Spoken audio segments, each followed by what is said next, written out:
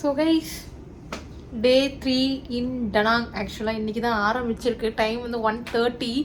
So நான் சொன்ன மாதிரி மார்னிங் எந்திரிச்ச உடனே நல்ல பிரேக்ஃபாஸ்ட் சாப்பிட்டு அதுக்கப்புறம் பூலில் போய் ஒரு ஆட்டத்தை போட்டு அதுக்கப்புறம் குளிச்சுட்டு இப்போ தான் வந்து கிளம்பி ரெடியாகி வெளில போகலாம் அப்படின்ற ஒரு ஸ்டேட்டுக்கு வந்திருக்கோம். ஆக்சுவலாக நிறைய ஐட்டம்ஸ் இருந்துச்சு. மார்னிங் பிரேக்ஃபாஸ்ட்டு நல்லா சாப்பிட்ட மாதிரி தான் இருந்துச்சு. ஆனாலும் டைம் வந்தோடனே பசிக்குது, மைண்ட் செட் போல்.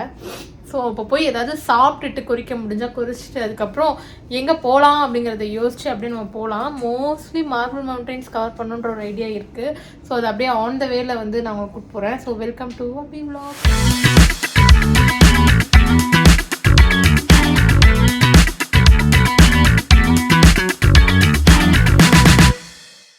நாங்கள் தங்கியிருந்த ஹோட்டலோட டாப் வியூ இதுதான். ரொம்ப அமேசிங்காக இருந்துச்சு. இங்கே தான் இன்ஃபினிட்டி பூல் இருந்துச்சு. ஸோ குளிச்சுட்டு அதுக்கப்புறம் வண்டி ரெண்ட் எடுத்தோம். பர் டேக்கு 400 ருபீஸ் கிட்டே இருந்துச்சு. நல்ல டீல் தான். அப்படியே எங்கள் ஜேர்னியை ஸ்டார்ட் பண்ணோம். திடீர்னு வந்து வெயில் ஃபுல்லாக அடிச்சதுனால என்ன பிளான் பண்ணியிருக்கோம் அப்படின்னா, ஸ்கூட்டி ரெண்ட் எடுத்துகிட்டு அப்படியே ஒரு வாக் போகலாம் அப்படின்ட்டு. ஸ்கூட்டியில் எப்படி வாக் போக முடியும், ரைட் போகலாம் அப்படின்ட்டு. நல்லா இருக்குது ஆக்சுவலாக அந்த ஊர். ஸோ அதனால் அப்படியே எடுத்தாச்சு. இங்கே என்ன ஒரே ஒரு பிரச்சனை அப்படின்னா, ரைட் லைன் லெஃப்ட் லைன் வந்து இங்கே அப்படியே ஆப்போசிட்டாக இருக்கும். போகிற வண்டி ஒரு டைரக்ஷன், வர வண்டி டைரக்ஷன் நம்ம இந்தியாவில் இருக்கு இல்லையா, அதோட அப்படியே ரெப்ளிகேட்டாக இருக்கும். ரெப்ளிகேட்டாக இல்லை, ஆப்போசிட்டாக இருக்கும். அதனால அது மட்டும் கொஞ்சம் பார்த்து ஓட்ட வேண்டிய விஷயம். நம்ம ஓட்ட போகிறது இல்லைங்கிறதுனால நமக்கு அந்த கவலை இல்லை. ஸோ நம்ம அதனால் அப்படியே போகலாம். ஃபஸ்ட்டு பெட்ரோல் போட்டு அதுக்கப்புறம் மார்பிள் மவுண்டன் போயிட்டு நான் உங்களுக்கு காட்டுறேன். டனாங் சிட்டியே ரொம்ப குட்டிங்கிறதுனால நாங்கள் வெறும் 2 லிட்டர் பெட்ரோல் மட்டும்தான் ஃபில் பண்ணோம். பெட்ரோல் ப்ரைஸ் வந்து பார்த்திங்கன்னா 65 ருபீஸ் பர் லிட்டர். ரொம்ப சர்ப்ரைசிங்காக இருந்தது. பெரிய பெரிய பில்டிங், பெரிய பெரிய மால்ஸ்லாம் இருந்தது. பட் பாப்புலேஷன் என்னமோ ரொம்ப கம்மியாக இருந்த மாதிரி தான் ஃபீலாக இருந்துச்சு. ரொம்ப பிரம்மாண்டமாக இருந்துச்சு ஹோல் டனாங்கே. ஸோ அப்படியே அழகாக வேடிக்கை பார்த்துக்கிட்டே எங்கள் ஜேர்னியை ஸ்டார்ட் பண்ணோம்.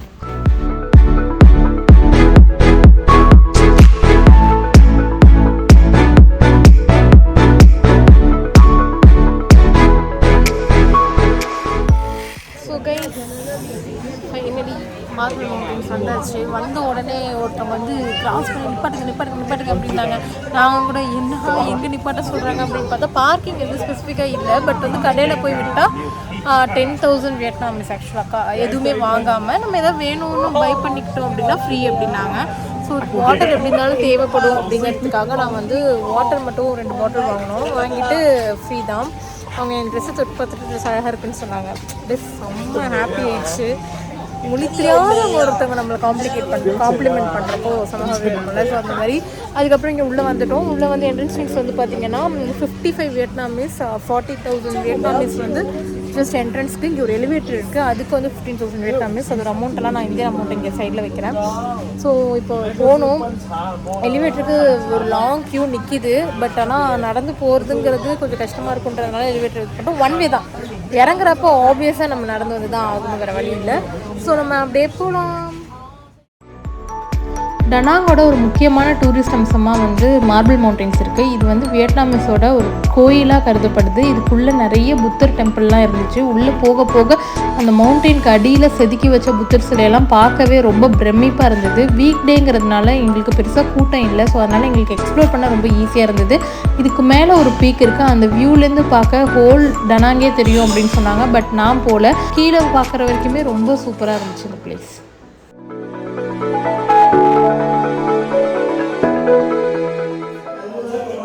மவுண்டன்ஸ் வந்துட்டோம். இது உள்ளே பாருங்கள், இது ரொம்ப குறுகலாக இருக்குது. அதான் ஏறலாமா வேணாமான்னு யோசிச்சுட்டு நின்றுட்டுருக்கேன். மேலே எதுவும் பெருசாக இல்லையா?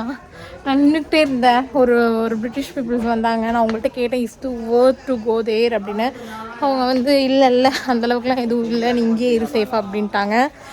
ஸோ இவ்வளோ தூரம் ஸ்டெப்ஸ் ஏறி மேலே போய் சும்மா போயிட்டு வந்தோம். பட் ஷூ ரொம்ப ரொம்ப முக்கியங்க. ஏன்னா வந்து நல்ல ஸ்லிப்பரியாக இருக்குது. அண்டு ஸ்டெப்ஸுமே வந்து டிஃப்ரெண்ட்டாக இப்படி கோணை முன்னெல்லாம் தான் இருந்துச்சு.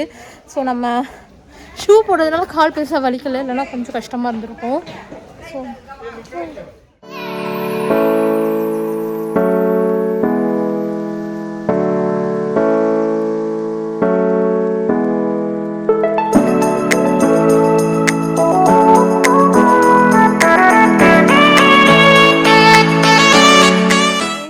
பெரிய தெரியுது பார்த்தீங்களா, இதில் மேலே ஏறி அந்த உச்சி வரைக்கும் போகலாமா. ஸோ நான் போகல, ஏன்னா அது மேலே ஏறி பார்த்தாலும் அந்த பீச் வியூ அதுதான் எனக்கு தெரியும்னு நினைக்கிறேன். அது நம்ம கீழேருந்து பார்த்தப்பே தெரிஞ்சுது. அண்ட் ஆல்சோ நம்ம ஊரில் இதை விட பெஸ்ட்டான வியூஸ்லாம் நம்ம பார்த்துருக்கோம். ஸோ அதனால் நான் வரல அப்படின்னு சொல்லிட்டேன். இன்னொரு பிரச்சனை என்னென்னா, இப்போ மழை வேறு பிஞ்சிருக்கா, இந்த வழியெல்லாம் கொஞ்சம் காடாக இருக்குது, பயங்கரமாக கொசு கடிக்குது. நான் வேறு வந்து குட்டி ட்ரெஸ் போட்டு வந்திருக்கேன். ஸோ ஸ்கின் அலர்ஜி ஆகிடுமோ இல்லை வந்து இதாகிடுமோன்னு வேறு பயமாக இருக்குங்க. பாருங்கள், கொசு வந்து பயங்கரமாக கடிக்குது. ஸோ இது சரிப்பட்டு வராது அப்படின்ட்டு நான் இங்கேயே நிற்கிறேன். ஸோ நம்ம ஆள் வந்து மேலே போயிருக்காப்புல, போய் பார்த்துட்டு சுற்றி பார்த்துட்டு நல்லா இருக்கான்னு வந்து சொல்லட்டும். So we will wait there. Marble Mountains பார்த்ததுக்கப்புறம் நேராக வந்த பிளேஸ் தான் போஜன் ரெஸ்டாரண்ட். கூகுள் ரிவ்யூஸ் பார்த்துட்டு இது நல்ல ரிவ்யூ இருந்தது அப்படின்றதுக்காக லஞ்ச் இங்கே முடிக்கலாம் அப்படின்ட்டு வந்தோம். கொஞ்சம் காஸ்ட்லி தான், பட் டேஸ்ட் வைஸ் ரொம்ப நல்லா இருந்துச்சு. கிளைமேட் அன்றைக்கி ரொம்ப நல்லா இருந்ததுனால ரைட் பண்ணால் அவ்வளோ சூப்பராக இருந்துச்சு, ரொம்ப ப்ளசண்ட்டாக இருந்துச்சு. அந்த கடல் பீச்சஸ் வந்து பார்த்திங்க அப்படின்னா அவ்வளோ காமாக இருந்துச்சு. அடுத்த நாள்லாம் வந்து அவ்வளோ சீறி பஞ்சிட்டு இருந்தது, பிகாஸ் நெக்ஸ்ட் டேலேருந்தே அவ்வளோ ரெய்னிங்கு. எங்கள் லக்கா என்னன்னு தெரியல, அன்றைக்கி ரொம்ப சூப்பராக இருந்துச்சு.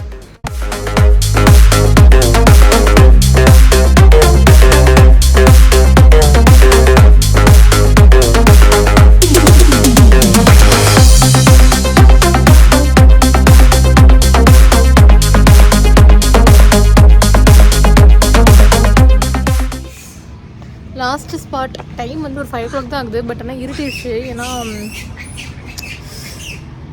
வெதர் கொஞ்சம் இதாக இருக்கிறதுனால. பட் இப்போ வரைக்கும் சோஃபார் மழை இல்லை. ஸோ பின்னாடி தெரியுதா பீச்சு செம்மையாக இருக்குது. ஆனால் அங்கே இது வரைக்கும் எந்த பேஜ்லையுமே இதை பற்றி பெருசாக பேசலை. But I really love this country places. ஆக்சுவலாக ஒர்க் ஃப்ரம் ஹோம் பண்ணுறதுக்குலாம் மாசாக இருக்கும் போல். இங்கே அவ்வளோ சூப்பராக இருக்குது அந்த ரோடு, அந்த ஆன் த வே எல்லாமே. இந்தியன் ரெஸ்டாரண்ட் போஜன் ஒரு ரெஸ்டாரண்ட்டில் சாப்பிட்டேன், செம்மையாக இருந்துச்சு. பிரியாணியும் பஞ்சாரா கெபாப் அப்படின்னும். ஸோ நல்லா சாப்பிட்டுட்டு இப்போ அப்படியே லாஸ்ட்டு ஸ்பாட்டாக லேடி புத்தா வந்திருக்கோம். இது வந்து ஒரு ஹில்லேருந்து பார்க்குற மாதிரி, கீழே வந்து பீச்சஸ்ஸு, மேலே வந்து ஒரு புத்தா ஸ்டாச்சு, அவ்வளோதான். ஸோ நம்ம போகலாம்.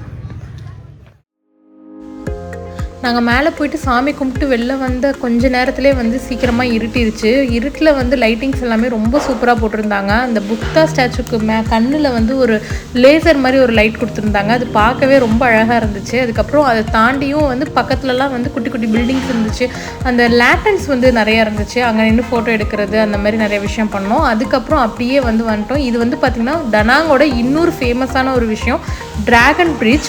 இது வந்து சாட்டர்டே சண்டே மட்டும் இந்த ட்ராகன் அந்த ஹெட் இருக்கு இல்லையா, அது வாயிலேருந்து வந்து ஃபயரு வாட்டர் இதெல்லாம் வருமா. பட் நாங்கள் வந்து கரெக்டாக மண்டே போனதுனால வி மிஸ்ட் அவுட்.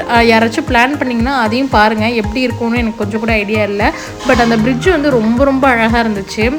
சிட்டி ஃபுல்லாகவே லைட்டிங்ஸ்லாம் போட்டு ரொம்ப அழகாக இருந்தது. இந்த பிரிட்ஜை பார்க்குறதுக்கும் ஒரு கீழே ஒரு இடம் மாதிரி இருந்தது. அந்த செட்டப் எல்லாமே ரொம்ப சூப்பராக இருந்துச்சு. கொஞ்சம் நேரம் கீழே நின்று வேடிக்கை பார்த்துட்டு இருந்தோம். அது மட்டும் இல்லாமல் அந்த ரிவர் இருக்குல்ல பார்த்தீங்களா, அங்கே வந்து க்ரூஸ் மாதிரியெல்லாம் வந்து அரேஞ்ச் பண்ணி எல்லோரும் போயிட்டு சுற்றி பார்த்துட்டு வந்துட்டு இருந்தாங்க. பட் நாங்கள் பெருசாக போகல. ஸோ இது எல்லாத்தையும் வேடிக்கை பார்த்துட்டு அப்படியே ஸ்ட்ரீட் ஃபுட் சாப்பிட்றது கிளம்பியாச்சு. ஓகே, ஆக்சுவலாக என்னென்னா டே முடிஞ்சிருச்சின்னு நினச்சி போய் தூங்கலான்னு பார்த்தா அதுக்கப்புறமா திரும்ப பசிச்சுது, அதனால் வந்தாச்சு. டைம் வந்து பார்த்திங்கன்னா அரௌண்ட் ஒரு 9:30 கிட்ட ஆகுது.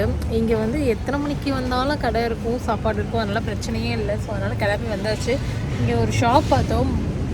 என்ன சாப்பாடுக்கு மாதிரி போனாயா பான் மீ வியட்நாமிஸ் ஃபுட், அது வந்து ட்ரை பண்ணலாம் அப்படின்ட்டு ஆர்டர் பண்ணி வச்சுருக்கோம்.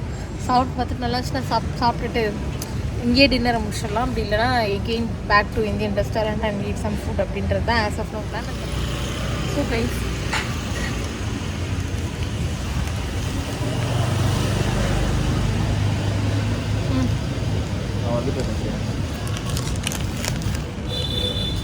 நான் எப்படி இருக்குமோ என்னமோன்னு நினச்சேன். இப்போ ஃபார்ம் ட்ரை பண்ணோம், அது வந்து ரொம்ப சப்புன்னு இருந்துச்சு. சூப் கன்சிஸ்டன்சியில் எனக்கு சுத்தமாக பிடிக்கவே இல்லை. நான் ட்ரை கூட பண்ணல. ஸோ அதனால் ஒரு பயத்திலே இருந்தேன் வியட்நாமிஸ் ஃபுட் மேலே. ட்ரை பண்ண உள்ளே வந்து அந்த கீரை, கேரட்டு, அந்த சிக்கன் ஏதோ போட்டிருக்காங்க. ரொம்ப க்ரன்ச்சியாக நல்லா வந்து அந்த ஸ்பைஸு, சால்ட்டு, சோர்னஸ் எல்லாமே வந்து கரெக்டாக இருந்துச்சு, சூப்பராக இருந்துச்சு. இப்போ வந்து சால்ட் காஃபி ஆர்டர் பண்ணியிருக்கேன், அதையும் குடிச்சிட்டு எப்படி இருக்குன்னு சொல்கிறேன். ஸோ இதெல்லாம் நாங்கள் ட்ரை பண்ண ஸ்ட்ரீட் ஃபுட்ஸ். ரொம்ப ரேட் கம்மியாக தான் இருந்தது, டேஸ்ட்டும் ரொம்ப நல்லா இருந்தது. கோவா ஜூஸ் ரொம்ப ரொம்ப அடிக்ட் ஆகிட்டேன். அவகேடோ ஐஸ்கிரீம் அந்தளவுக்கு நல்லா இல்லை. அதுக்கப்புறம் நாங்கள் ஸ்பா போனோம், ரொம்ப அமேசிங் எக்ஸ்பீரியன்ஸாக இருந்துச்சு. இந்த டேவை இன்னையோட முடிக்கிறேன். இன்னைக்கு அமேசிங்காக போச்சு day. Danang is really worth visit. So நாளைக்கு எங்கே போகிறோம் அப்படிங்கிறத நாளைக்கு சொல்கிறாங்க. So until then by.